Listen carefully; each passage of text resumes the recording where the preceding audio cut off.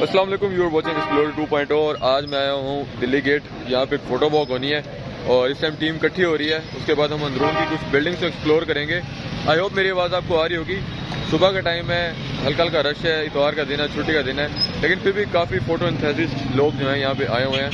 तो आइए ज़रा कुछ देखते हैं कि क्या क्या सीन चल रहे हैं। तो अब हमारा कारवां निकलने लगा है और ये सारा आप देख सकते हैं कि सारे ट्रेवलर जो है ना और हिस्ट्री में इंटरेस्ट रखने वाले लोग मौजूद हैं।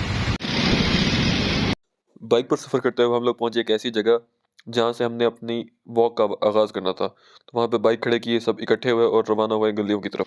इस टाइम हम पुरानी गलियों में जा रहे हैं और ये निकाह वाली गली इसको कहा जाता है शायद, बाकी आमिर भाई बताएंगे। पुरानी गलियों से होते हुए हम लोग आगे बढ़ते जा रहे हैं आमिर भाई की गाइडेंस में, और वो हमें बताते जाएंगे कि कौन कौन सी जगह किस लिए मशहूर है। गलियाँ देख सकते हैं, बड़ी पतली सी और ओल्ड टाइम्स की। सबसे पहले हम लोग जिस जगह में गए वो था एक पुराना गुरुद्वारा, जहाँ पे अब काफ़ी लोग रिहाइश पजीर थे, लेकिन गुरुद्वारे की कुछ निशानियाँ अभी मौजूद थीं, जैसे दीवारों में नक्शो निगार, पुरानी लकड़ी का इस्तेमाल। गलियों में आगे बढ़ते गए और पुराने मकान, हवेलियाँ हमारा इस्तकबाल करते रहे, और कुछ हवेलियाँ देखने में बहुत मुतासिरकुन थीं।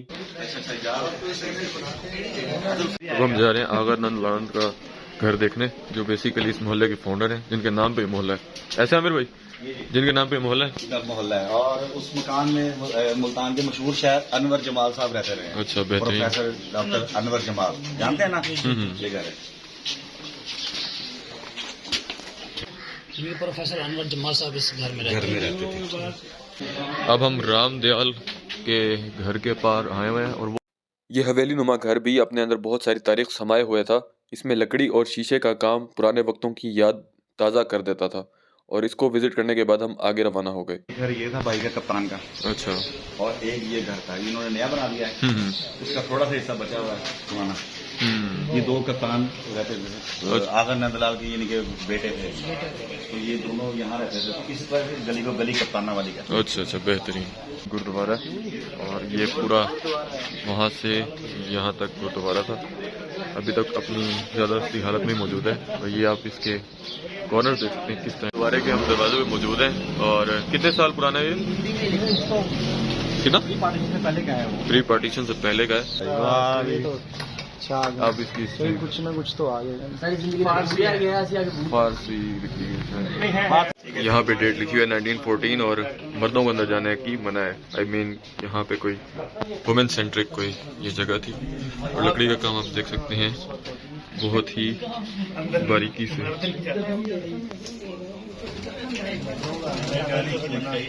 गुरुद्वारा देखने के बाद हमारा जाना हुआ मुल्तान की एक तारीखी शख्सियत के यहाँ, जिनके ज़ेर इस्तेमाल चीज़ों ने हमारे इल्म और ईमान दोनों में इजाफा की।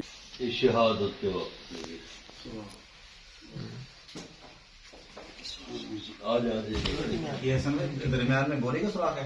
हाँ जी, गोली मारी थी पीछे से।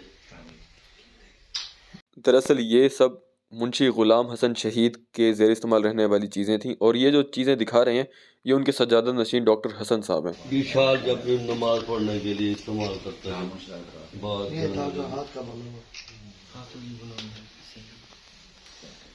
ये उस वक्त लकड़ी के कंगे की खासियत ये होती थी कि जिस बंदे के बाल उतरते हो ना, तो उसको फिर ये लकड़ी का कंगा इस्तेमाल करवाते थे कि इससे बाल उतरना बंद हो जाते हैं।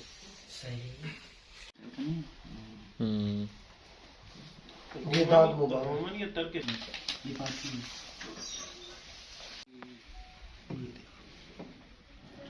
ये कितना पुराना है? 200 साल से ज्यादा। सूफी हसन साहब के दंदान मुबारक, उनके हाथ से लिखे हुए कुरान पाक और मजीद उनके अशार और मजमुए जबरदस्त सब चीज। ये भी हाथ का लिखा हुआ? हाथ का लिखा हुआ। बेशक ये मेरी ज़िंदगी का पहला मौका था जब मैंने किसी बुजुर्ग शख्सियत के बारे में इतना करीब से जाना और उनके ज़ेर इस्तेमाल रहने वाली तमाम चीज़ों को बड़े क्लोजली ऑब्जर्व किया। अंग्रेजों ने शहीद करने की कोशिश की थी उस वक्त। जो ना प्याला था, मिट्टी का प्याला, उसमें वो पानी डाल के तो पीते थे। जब जो है ना मुल्तान की चाबियां थी वो नीचे रखी, उन्होंने रख के ऊपर रख देते थे। वो एक दिन कुदरती तौर पर जो है ना शहादत जो लिखी हुई थी, उस टाइम उन्होंने जो है ना पानी भरा हुआ पड़ा तो उन्होंने उल्टा आके नहीं रखा। उसी वजह से जो है ना बस पानी के ऊपर आप हर चीज नजर आती है भाई, आ रहे हैं जा रहे हैं, क्या हो रहा है, इतना प्यार होता है। जब वो आते ना उसको उल्टा कर देते थे, पता नहीं चलता भी कहाँ। उसके बाद हम पहुंचे गुलाम हसन शहीद रहमतुल्लाह अलैह के मज़ार पर। वहाँ पे उनके शजर नस्ब के बारे में जाना और फातिहा पढ़ी। लड़ी रेडी है ये उतू चलती पई तू चलती पई है, लेकिन पुत्र पहला जी हाँ पहला पहला पहला पहला ए पहला भावे को 4-5 जन जी हाँ।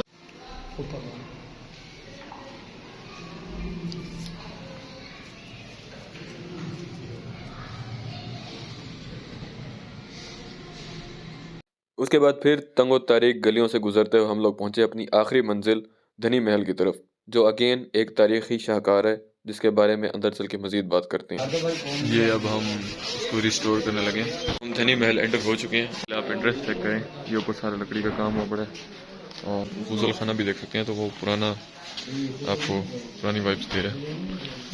ये मेहराब की तरह की वो तो बड़ा ही हिस्टोरिकल वो। ये आप एक रूम देख सकते हैं, ये दिए जलाने की जगह। ये सारी दीवारें मिट्टी की हैं।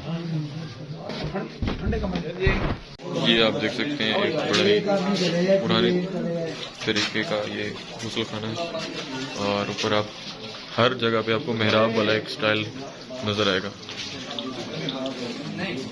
जा रहे हैं धनी महल के ऊपर वाली सेकंड स्टोरी पे और एंटर होते ही आप देख सकते हैं कि कितना एस्थेटिक गेट्स पे आपको अगेन वो मेहराब वाले जो स्ट्रक्चर है वो कॉमन हर जगह आपको। ये लकड़ी का स्ट्रक्चर है टोटली और हम लोग थोड़ा सा घबरा रहे थे कि ये लकड़ी क्यों, लेकिन उन्होंने कहा हम यहाँ पे फंक्शन करते हैं। और ये देखें इस टाइम हम उसकी छत पे मौजूद हैं और साइड से काफ़ी अच्छा व्यू आ रहा है। एंटर जब होते हैं तो ये एक और हमें स्ट्रक्चर नजर आता है। यहाँ पे पुरानी वो बता रहे थे कि हमारी 54 एकड़ जगह थी। दादा भी कहते थे कि जब मैं वहाँ से हमारी कार आती थी ना तो सीधी इधर से डायरेक्ट आती थी। ये सारा एरिया इनका था। इनकी एक सामने फैक्ट्री थी, इनकी हौज थी, वो गार्बन युगंडा के नाम से ऐसे हाँ उनकी फैक्ट्री थी। पीछे बग्गी खाना था, वो नीचे आप देखे हाँ ये 54 एकड़ ही होगी जगह। अच्छा, इस बिल्डिंग में मैंने सुना है कि कोई कौमी लीडर भी आ चुके हैं। सर इसमें भुट्टो साहब, नसीम वली खान साहब, मौलाना बिशानी साहब, शेख मुजीब साहब यानी कि अकबर बुख्ती साहब जी और अताम ये मैंगल साहब, सही अताम मैंगल, ये सारे आ चुके हैं क्योंकि हमें ऑफर थी कि हम पाकिस्तान की रिफाइनरी के अंदर अपना हिस्सा डालें। सही। धनी महल के बाद हम लोग पहुंचे धर्मशाला। धर्मशाला है, धर्मशाला ये जो हिंदू यात्री दूर दराज से आते थे, क्योंकि ये जो इलाका है ना ये हिंदुओं का जड़ हुआ करता था। दूर दराज से जो लोग आते थे मेहमान, अच्छा। तो यहाँ ठहरते थे, रहते थे, खाना खाते थे मुख्तसर अरसे के लिए, 1-2 दिन के ज्यादा नहीं। अच्छा अच्छा। उसके बाद हमारा पड़ाव हुआ गौशाला की तरफ, जहाँ पे इन हिंदू मजहब में जानवर रखे जाते थे और ये भी काफ़ी तारीखी मोनूमेंट था जो कि बहुत खूबसूरत। और ये बड़ा प्यारा एक व्यू है और आप एंट्रेंस ही देख के ना फैन हो जाएंगे उनके आर्किटेक्चर के। उसके बाद पहुंचे हम अपनी आखिरी मंजिल की तरफ। ये अब हम एक और एंटीक मोनूमेंट के पास आए हुए हैं। इस पुरानी बिल्डिंग की तारीख ये है कि ये हिंदुओं की तालीम और तरबियत का एक मरकज़ हुआ करती थी, लेकिन 1992 के बाबरी मस्जिद के हमले के बाद मुसलमानों ने इसको फतह किया और इसको एक मदरसे में तब्दील कर दिया। तो ये था आज का फ़ोटो वॉक। आई होप आपको ये हिस्टोरिकल ब्लॉग पसंद आया होगा। अपना ख्याल रखें, स्टे ब्लेस्ड और सब्सक्राइब टू माई चैनल।